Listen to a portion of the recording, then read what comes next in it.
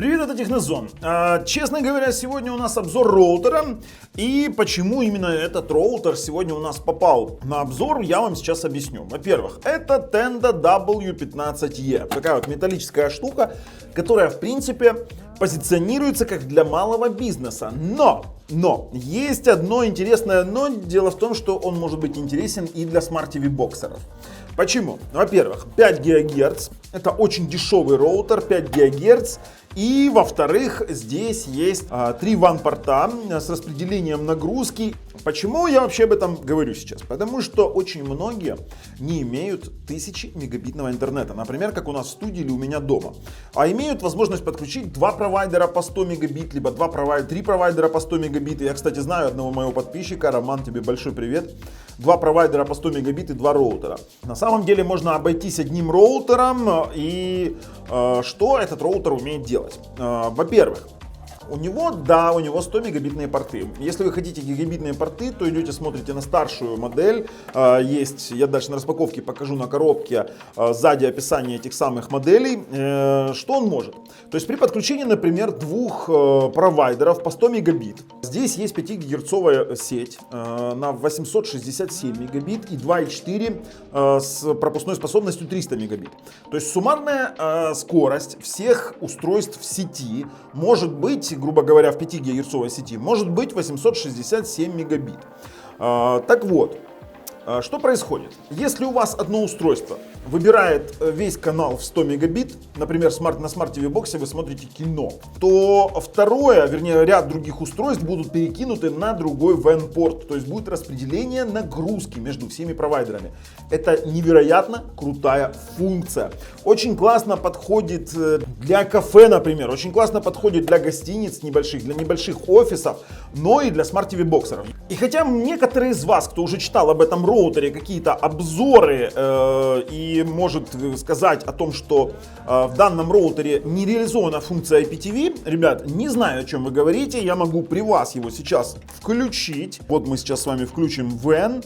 У нас будет он подключен мой ноутбук, кстати, на ноутбуке смотрел, и включу IPTV, прямо сейчас он просто у меня пропускает IPTV через Wi-Fi, я не знаю, возможно у кого-то он не заработает этот IPTV, но у меня он заработал, заработало. То есть у меня сейчас вот включится сеть, моя загрузится, и мы посмотрим, как работает IPTV. Мы, кстати, уже провели все тесты, очень все круто работает в плане распределения именно самой сети. Вот, Tenda W15E, вот она наша подключена. Мы можем загрузить с вами Kodi, например, тот же самый. Я смотрю через Kodi на Windows, мне удобно, и тот же самый IPTV. Смотрите, сейчас мы с вами заходим в ТВ, вот первый HD канал, это на Tenda 15V, да, разрешаем доступ элементу.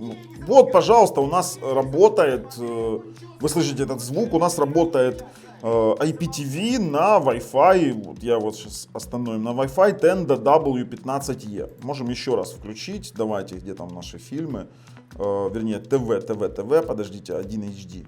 Вот мы можем его включить еще раз. И он работает. Поэтому я не знаю, с чем, давайте остановим, все, мы с вами насмотрелись, нам в принципе этого хватит.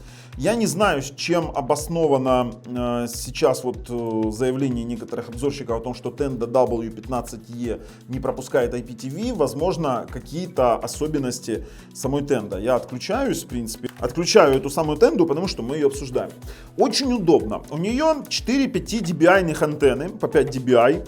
Она металлическая. Самое неудобное, что в ней здесь сделано, это ножки металлические, но есть крепление на стену. Выполнен он фактически в формате какого-то свитча, то есть вы можете его прилепить на стену, у вас порты снизу будут, это тоже очень удобно. Вы можете это все сделать вот таким вот образом. И самое главное, что в этой штуке есть, это приоритизация сети 5 ГГц. Приоритизация в том плане, что всегда на 5 ГГц у вас будет максимальная производительность всех устройств, которые к нему подключены. В частности, Tenda W15E поддерживает подключение до 40 устройств одновременно. То есть представьте, да, вы завели ввели 3 кабеля по 100 мегабит. Да, он дешевый. Кстати, он стоит, знаете, сколько он стоит? Он стоит 1000 гривен у меня, это разделить на курс, это $40. То есть вот такая вот крутотень стоит $40. В ней есть, отвечаю сразу на вопросы, в ней есть и VPN сервер, и VPN клиент, и то есть вот эта штука, она вот такая вот крутая, по факту. И дешевая, очень дешевая. Ссылки лежат в описании под видео. Вот я буду его даже советовать для тех, кто хочет расширить возможности своей домашней сети. Фактически вы можете распределить на 300 мегабит все ваши устройства. Дома. Представляете, Smart TV Box или 2 Smart TV Box. Дома у вас 2 Smart TV Box по 5 ГГц, плюс смартфоны, плюс еще что-то, и вы всегда будете иметь максимальную скорость, если у вас больше одного провайдера. Кстати, у многих есть сейчас больше одного провайдера, потому что очень многие сейчас зависят от интернета, особенно те, кто работает. О, кстати, эта штука еще может быть очень полезна для тех, кто работает в интернет. То есть вам не нужно много роутеров, вам не нужно что-то переподключать, вы подвязали этот роутер на 3 провайдера, он будет автоматически переключать, если один из венов отключается, то вы ни дома не теряете интернет. Это тоже очень круто. Так что, ребят, идем на обзор. В принципе, тестировать-то особо его тяжело. Почему? Потому что он просто выдает максимальные 100 мегабит при любом раскладе. LAN выдает 100 мегабит, Wi-Fi распределенный на разных устройствах, он выдает по 100 мегабит. То есть мы тестировали на 2 устройствах, потому что нам важно было понимать, как работает эта функция распределения сети. То есть фактически мы включили тестирование Wi-Fi на 5 ГГц, на 2 одновременно, как их там, господи, устройствах, и 2 устройства показали 100 на 100. Ну, 94 на 94 это стандартная скорость для 100 мегабитного порта. То есть фактически 100 мегабитный порт берет и отдает 94 мегабита. Ну, если сейчас кто-то из вас скажет, что Bubble хвалит одну тенду, нифига подобного. У меня были разные роутеры на канале, и Xiaomi были, и Xiaomi Mi 3G мы прошивали с вами на Padawan, вернее у нас есть на прошивке Padawan. И плюс был какой-то Запад 1200 и Netis, я с Netis, кстати, начинал. И Netis был, Запад 1200, это вообще какое-то наказание было, такое жопа, не роутер. Но в принципе, хвалю, не хвалю, выбирать вам. Мы показываем, как оно работает и как оно есть. Дожидаемся резюме. Очень занятная штукенция. Подписываемся, нажимаем колокольчик, потому что пропустите очень много чего интересного. Все, что есть у нас на канале, да еще и будет на канале, и куча розыгрышей, и обзоров Smart TV боксов, гаджетов, девайсов, программ, топов. Вообще очень у нас много сильно меняется форматов. Ну а также не забываем про наш второй канал, ссылка на который лежит в описании под видео. Ну а сейчас я Bubble на канале Технозон и роутер Tenda W15E. Говорю вам хавабанг, ребята. Это же бубльгум, поехали! Фух! Tenda W15E. Будем смотреть, или W15E. Что за тендочка это такая? Сначала снимем пленочку, чтобы она у нас не бликовала. Опа! И сразу переходим к рассмотрению технических характеристик, которые у нас есть сзади. Двухдиапазонный Wi-Fi 2,4 5 ГГц, VPN сервер есть, ну простая настройка, понятно, мультивен. Именно вот эта штука меня волнует и интересует больше всего. Также у нас есть онлайн обновление, контроль пропускной способности и всенаправленные антенны. Знаете, что такое контроль пропускной способности? Это в рамках работы мультивен он будет перераспределять нагрузку на различные сети. Как мы видим, у нас здесь даже на картинке нарисован WAN, WAN-LAN, WAN-LAN и LAN. Будем смотреть вообще, что у нас здесь есть, как этим всем управлять, будем пробовать. Итак, есть модификации W15E, есть W18E и W20E. Различается интерфейсами. Здесь 4 FE порта, 4 GE порта и 4 GE порта. От 1 до 3 WAN, зона покрытия Wi-Fi, скорее всего, в усилителях разница. И у нас точек доступа, вернее максимальное количество одновременных подключенных Wi-Fi клиентов. VPN сервер везде есть и контроллер точек доступа, кстати, есть в W20E. В принципе, они его позиционируют как роутер для бизнес-решений, но я знаю, что многие захотят иметь это дома. Что ж, коробочка красивая, стильная. Что у нас спереди написано? Спереди у нас написано беспроводной доступ высокой плотности. И именно рассчитан на подключение большого количества Wi-Fi сетей. Вернее, Wi-Fi устройств в одной сети. Поддержка 11 EC в 2 диапазонах на скорости 1167 мегабит. мегабит. Но чтобы вы понимали, здесь LAN 100 мегабит. Что у нас здесь есть? Эфирная радиусовая функция Band Steering, 5G и других технологий, оптимизация беспроводной сети для повышения пропускной способности беспроводной сети и обеспечения высокого качества подключения по Wi-Fi. Они, конечно, очень круто завуалировали бимформинг, который они использовали в Tenda EC18, и завуалировали его здесь очень интересной технологией. Интеллектуальный контроль пропускной способности, функционал интеллектуального контроля пропускной способности позволяет автоматически настраивать скорость приема и передачи данных для каждого пользователя в зависимости от использования общей полосы пропускания другими подключенными пользователями. И баланс нагрузки мультивен. Поддерживает 3 порта WAN. Эта функция позволяет распределить нагрузку между двумя базовыми IP-группами WAN-портов. Резервирует возможность расширения пропускной способности в будущем. То есть в этом роутере есть задел на будущее. Имеется в виду о протоколах распределения нагрузки между двумя разными провайдерами. Ну да ладно. Будем вскрывать. Коробка больше ничем не примечательна. Вскрываем. Парам-парам-пам-пам. Вот такая вот у нас сформованная коробка. Убираем коробочку основную. Сам по себе роутер. Есть у нас блок питания 9 вольт 1 ампер. Больше ничего нет. Честно вам скажу, даже не положили патчкорда. Но роутер-то и не позиционируется как роутер для LAN. Это позиционируется как роутер для Wi-Fi. Что у нас есть? 4 антенны, 5 dBi. Блок питания пока убираем. Вообще он, слушайте, он прикольный. Он такой интересной конструкции, больше похож действительно на бизнес-роутеры, чем для домашнего пользования. Снизу у нас с вами есть MAC, SSID, серийный номер, больше ничего нет. Есть возможность прикрепить на стену. Слушайте, он что, металлический? Да, он металл. Он металлический, ребят. Это металлическая коробка. Слушайте, прикольно. У нас все интерфейсы расположены на передней панели. Необычное решение. Скорее всего, это связано с тем, что этот роутер будет вешаться на стену вот в таком варианте каком-нибудь, и порты должны быть направлены вниз. В принципе, так делают на свитчах. То есть это нормальная практика. Ну и спереди у нас разъем питания, Reset, Wi-Fi SYS, один порт WAN, 2 порта WAN LAN и 1 LAN. Что мы будем тестировать? Мы будем тестировать на 2 провайдерах. У меня заведено 2 провайдера по 1000 мегабит, поэтому мы сразу же подключаем один порт LAN, один порт WAN LAN. И обязательно, конечно же, протестируем скорость портов, но они 100 мегабитные, это я знаю точно. То есть данное бизнес-решение, хотя и для дома, у кого сотка, есть пару провайдеров, есть частые варианты обрывов или много беспроводных устройств, и оно ориентировано на беспроводные устройства именно для распределения доступа, и то это подойдет и для домашнего использования. Он металлический, он прост, он очень дешев, это такое себе бюджетное решение. Слушайте, красивый какой. Поэтому, переходим, тестируем. Мы на нашем компьютере. Мы уже все включили, подключили. Роутер работает. Мы не знаем, пока мы к нему не подключались. В сетях он есть. Сейчас мы посмотрим на него. Где он? Вот он, Tenda с открытой сетью. Сейчас мы к ней подключимся. Пока что я вижу здесь одну Tendu. Я не вижу разделения 5 ГГц и 2,4 ГГц. Подключаемся, посмотрим, что это такое. Есть.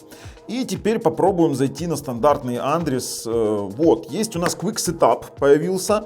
Мы можем выбрать с вами украинско. Ну, так как я нахожусь в Украине, это для украинского рынка, для каждой страны есть разные.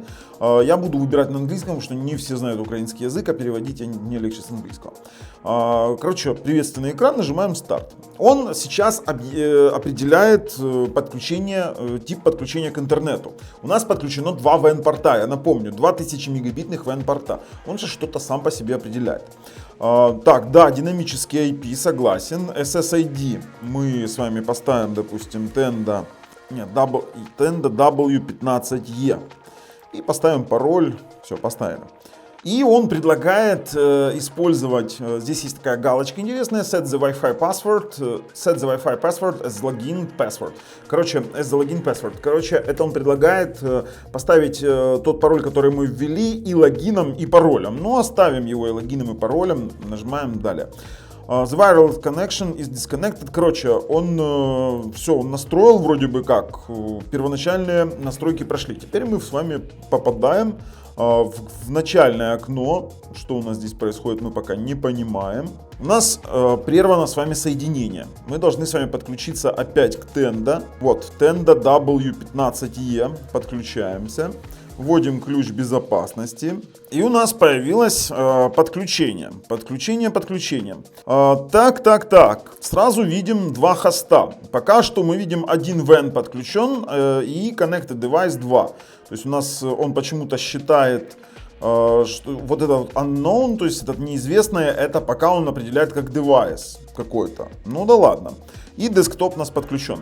Идем сразу, меня интересует именно с вами вот эта WAN штука, да, перераспределение WAN сетей. Поэтому мы с вами идем в More WAN Parameters. И вот теперь мы будем выбирать. То, что, конечно, это младшая модель. Здесь 100 мегабитные порты. То есть, ну, auto-negation, оставим это автоопределение. И теперь идем в интернет-статус. One port. У нас подключено сейчас два порта. Второй как LAN. Мы включаем два порта, и второй становится WAN в том числе. Нажимаем «Сохранить». Сохранили. Все, роутер перезагружается. Роутер сейчас находится через, у нас студия, у нас два кабинета, он находится при входе через одну стену, дверь и угловой заворот. Протянут кабель, у нас есть кабель. Вот я сейчас зашел обратно на наш, я подключил, кстати, LAN-порт специально для того, чтобы сейчас зайти, он нам по ванам сейчас очень интересно все это дело раскидал. Мы имеем с вами два WAN, подключенных два WAN сейчас, фактически у нас подключено две WAN сети. Это круто, это реально круто. Когда вы нажимаете на один из WAN, у вас получается, открывается окошко WAN Settings, то есть WAN 1 Settings, вы можете здесь производить тонкие настройки вашего подключения. Поддерживает PPOE, Static IP, динамический IP, PPOE Россия, PP2P, PP2P Россия, L2TP и L2TP Россия. Это сразу говорю вам, что она поддерживает, потому что обычно мне там кричат, мы там смотрели, купили, там что-то не поддерживают. Ребят, вот своими глазами вижу и вам показываю. При выборе какого-либо из этих вариантов появляются различные варианты настроек этих самых подключений, вариантов подключения. Мы используем динамический IP, у нас свой, скажем так, хаб стоит.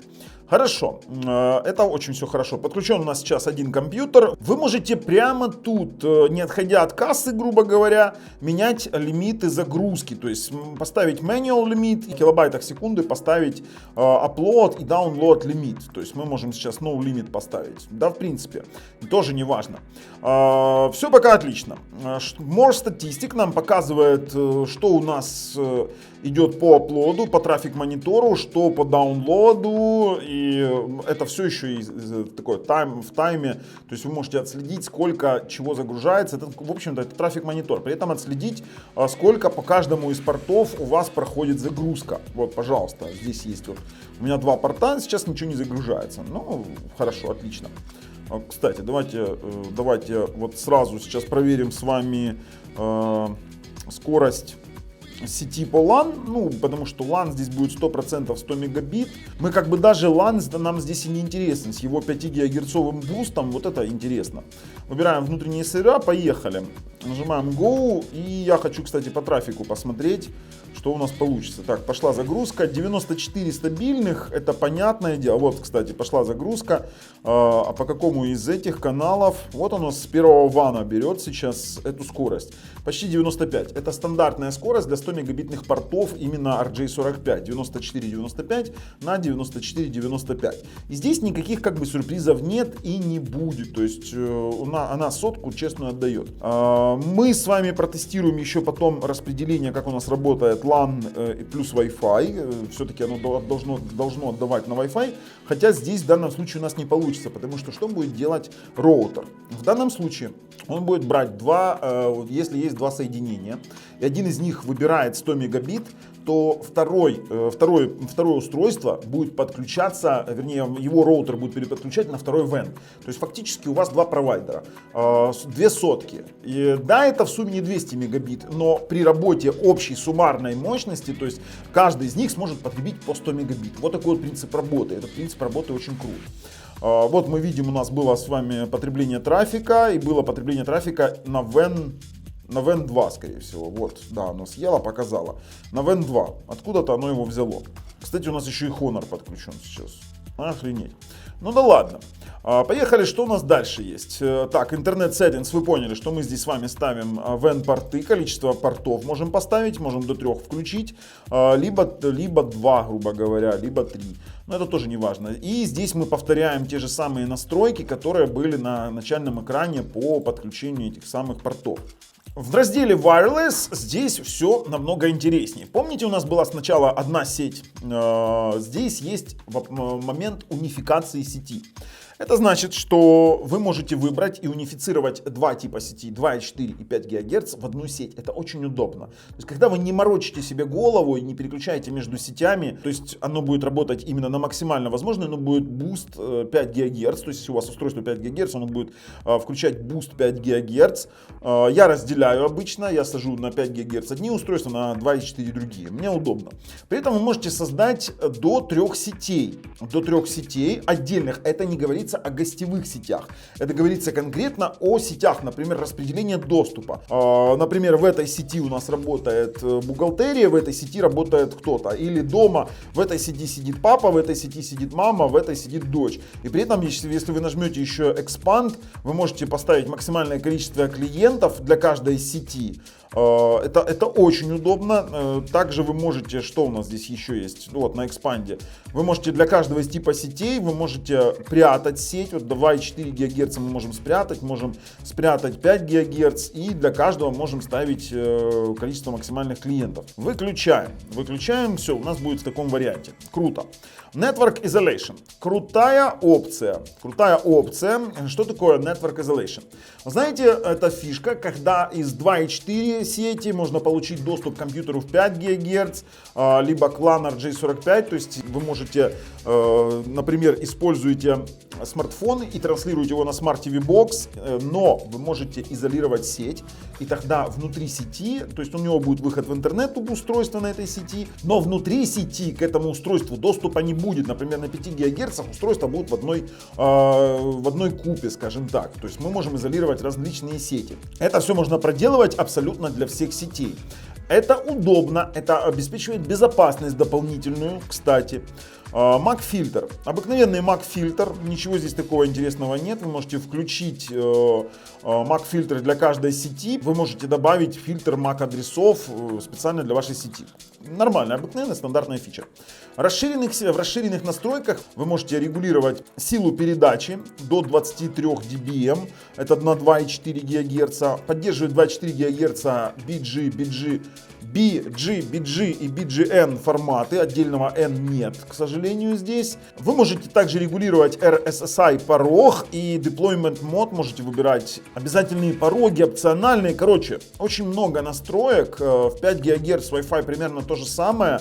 Но здесь всего лишь 20 dBm, ну не всего лишь, Transmit Power 20 dBm.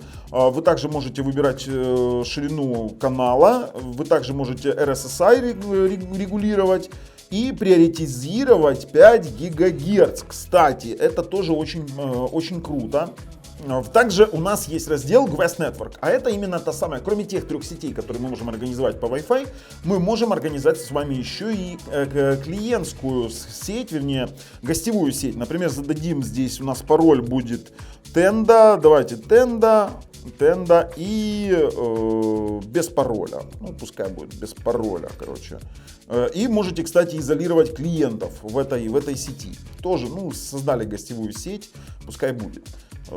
Кстати, должна сейчас переподключиться, и что-то у нас должно появиться сейчас. Tenda VE. Так, что у нас еще должно появиться? SSID Tenda. Где Tenda? Вот Tenda. Tenda открытая. Туда можно просто подключаться.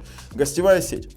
А вот теперь самое интересное. Резервация адреса. Резервация IP-адреса. Это обыкновенная функция. То есть клиент будет получать тот же IP-адрес после переподключения. Это если вам нужна статика внутри, чтобы не был занят адрес. Bandwidth Control. Это контроль ширины канала. Для каждого из WAN вы можете его здесь задать. В принципе, то же самое, что было в начале. Только здесь вы можете это задать в мегабитах. То есть upload, download rate. И плюс у нас есть еще контроль режим. вы можете лимитировать группам, вы можете контроль автоматически, можете без лимита и можете вручную выставлять для каждого из устройств, ширину канала. Аутентификация. Классная фича. Как часто бывало, что вы там в ресторане пришли, взяли смартфон, включили сеть, и там у вас раз там горячее предложение, и нажми там кнопочку и переходишь к Wi-Fi. Этот роутер это поддерживает. Очень классная штукенция для малого бизнеса. Например, в офисах какие-то офферы предлагать, либо в кафе, либо в ресторанах, либо в кинотеатрах небольшого типа. Это именно служит для организации оффера. Вот, пожалуйста, у нас здесь вот есть Технозон. Я пытался уже что-то здесь поменять, пробовал. Ну, титул Технозон у нас есть. Потом у нас есть дисклеймер: привет, это YouTube канал Технозон. Можем с вами выбрать локальная аутентификация, можем Wi-Fi через SMS или через кнопку аутентификации. Но у нас локальная аутентификация, и аутентификация будет длиться 24 часа, то есть потом его будет сбрасывать, то есть нужно будет реидентифицироваться. Теперь это можно выбрать даже для чего это будет работать. Мы это выберем только лишь для Quest Network, для Tenda, для всех остальных это не будет работать. Потому что нам не нужно. Нам нужно, чтобы у нас гости подключались и видели логин-пароль, потому что у нас там вообще открытая сеть. Вы можете здесь менять background image, вы можете здесь ставить все, что угодно. Мы поставим сюда, что мы сюда поставим? А мы сюда поставим какую-нибудь картинку дебильную. Там просто вот черненько, вот так вот у нас будет красивенько. Все, сохраняем. При этом мы можем создать еще specific page, он будет отправлять на сайт. То есть мы можем использовать такую страничку, а можем создать какой-нибудь сайт, лендинг, и оно будет показывать лендинг. Ну, в принципе, будет делать редирект. Мы не будем этого делать. Wi-Fi via WeChat вне пределов Китая это нафиг не нужно, потому что вы можете аутентифицироваться через WeChat в самом Wi-Fi. Это происходит идентификация. Это очень полезно, в самом Китае. Здесь не надо. И User Management. Вы здесь можете добавлять хосты, вы можете добавлять IP-адреса, MAC-адреса и писать ремарки. IP-групп и Time-групп фильтр менеджменте. Тоже крутая штука, потому что вы можете задавать группы, создавать, которые могут работать только лишь по дням, получать доступ, и по IP-адресам вы то же самое можете задавать группам различные, скажем так, периоды адресов вашим IP-адресов в вашем роутере. Очень удобно, кстати, очень широкие административные возможности. MAC-адрес фильтр, мы с вами уже понимаем, что это такое. IP-адрес фильтр то же самое, вы можете фильтровать по IP-адресам. Порт-фильтр, фильтрация по портам, и URL-фильтр, у нас тоже есть фильтрация по URL. Вы можете сделать URL management, то есть вы можете создать группу и создать URL с фильтрацией доступа. То есть у нас будет URL менеджер. Это тоже крутая штука. Она будет фильтровать. В раздел More это фактически все те настройки, которые служат для стандартного управления роутером. Обычно вот этого всего нет, потому что роутер действительно бизнес-класса, но хорошо подходит для нас, для Smart TV боксеров. Сейчас будем разбирать, как это будет хорошо нам работать. LAN Settings, стоп, мы в WAN Settings вывели. LAN Settings, здесь обыкновенные стандартные настройки LAN. WAN Settings у нас тоже стандартные настройки WAN. Здесь у нас нет настроек мультиванов. Статический роут вы можете задать статический путь, то есть это статический роутинг по сути. Порт mirroring, вы можете делать, зеркалить порты, например, LAN 4, на LAN 4 можете зазеркалить WAN 1. Remote Web Manager, к ней можно получать доступ извне. DDNS, Port Forwarding, DMZ Hots, UPnP, это все стандартные функции. Any IP, вот это интересная штука. При ее включении у нас получается штука, мы сейчас не можем включить, она работает с Captive порталами, то есть вот этим вот диалоговым окном, и с помощью этой политики вы можете выбирать, каким IP-адресам может получить доступ клиент. Это тоже удобно. Security Settings, стандартные security settings, стандартные настройки безопасности, защита от IP-атак, от WAN-пинга, от DDoS-атак. VPN-сервер, VPN-клиент, тоже это все поддерживается. Есть у нас IPsec и есть у нас Multi-WAN политика, которая нам позволяет, кстати, у нас здесь есть штука WAN Link Detection, то есть она автоматически определяет подключение в порта WAN, то есть вы подключаете туда кабель либо OnePort. Оно будет автоматически определять, пингуя сайт Apple.com. Мы его отключим, мне не надо, я сам знаю, где у меня есть. И мультиван политики, здесь вы можете, например, для Wireless Guest Network определять отдельную группу. Например, у вас 3 провайдера, и одного из провайдеров вы отдаете под Wireless Guest Network. Вот это удобно. То есть вы можете отдельно выделить на отдельного провайдера ваши группы. Это хорошая опция. Обслуживание здесь тоже все стандартное. Reboot, upgrade, reset. Кстати, есть OTA обновление через онлайн. Детектить прошивку не надо, мы сейчас все равно обновляться не будем. Паспорт менеджер, есть перезагрузка по расписанию, это такое в себе обслуживание, то есть вы можете ночью его перезагружать автоматически. Function Center, здесь фактически все то же самое, то есть то, что было здесь описано, просто здесь они вынесены в отдельный такой список. Зачем это было сделано, не знаю. Есть диагностическая штука, которая позволяет диагностировать, пинговать сайты, и бэкап, рестор и системный лог. То есть мы можем в логе с вами видеть логи, что происходит. Так вот, почему то, что все понимают, то, что это прикольно для бизнеса, прикольно для кафе, распределение, то есть почему это интересно для смарт и веб-боксеров. Я вам сейчас объясню. Мы будем с вами сейчас тестировать скорость и будем с вами разбирать, что же нам такого интересного приносит этот самый мультиван.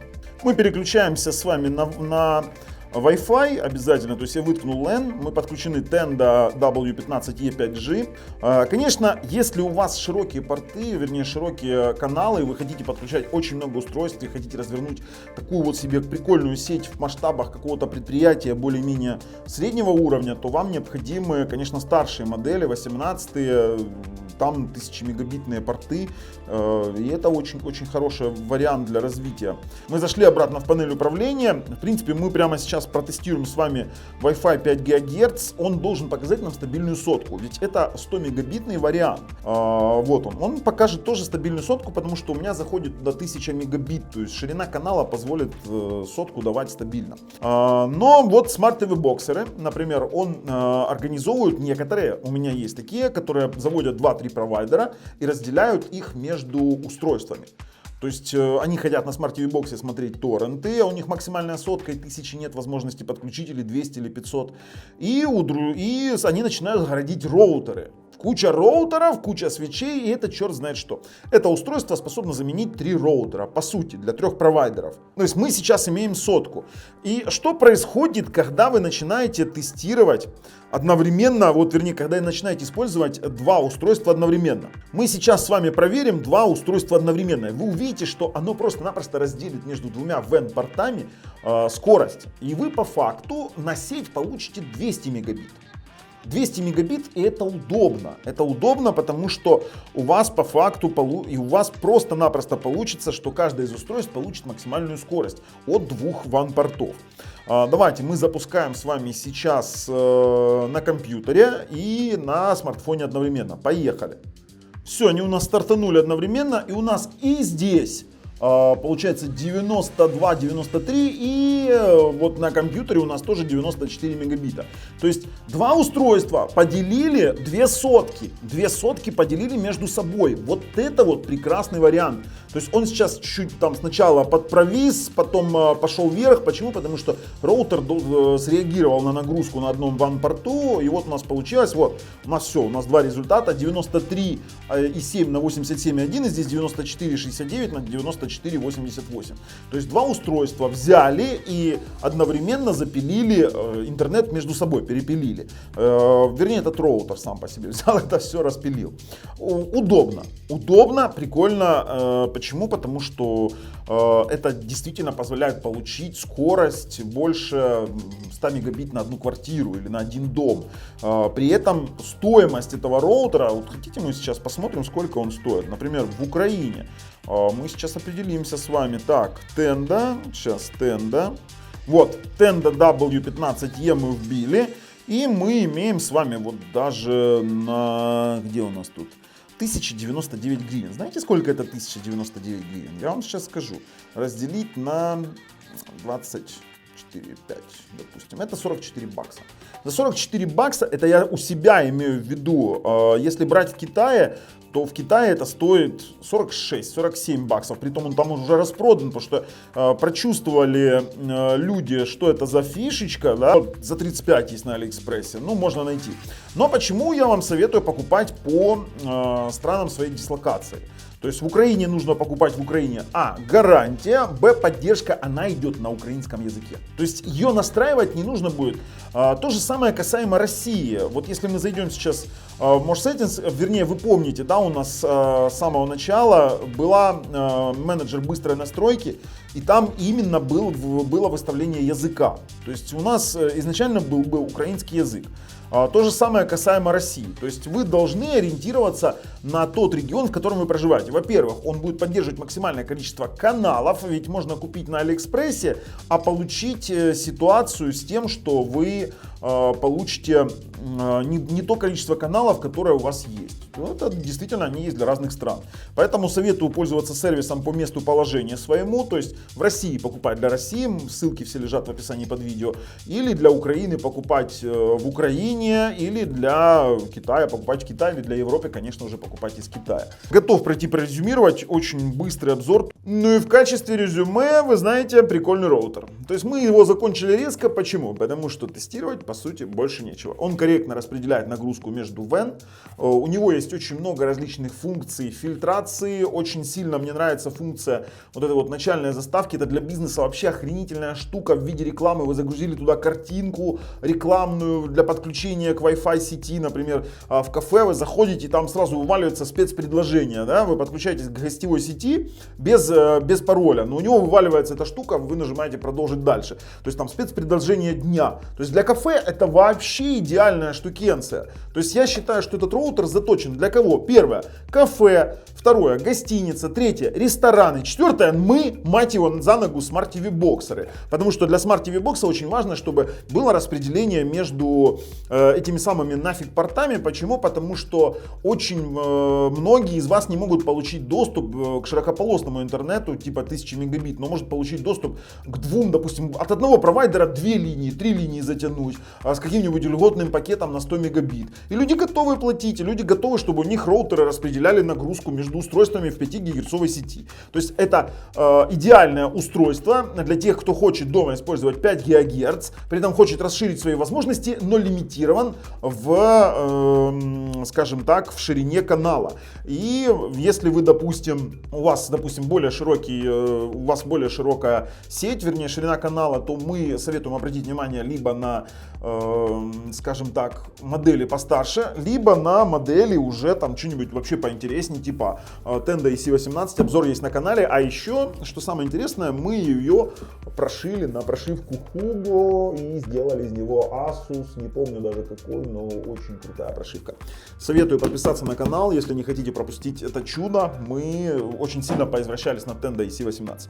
Но если вам нравится то, что мы делаем, ставим пальцы вверх, если нет, пальцы вниз. Обязательно подписываемся. С вами был Бабл на канале Технозон. Пока, ребята.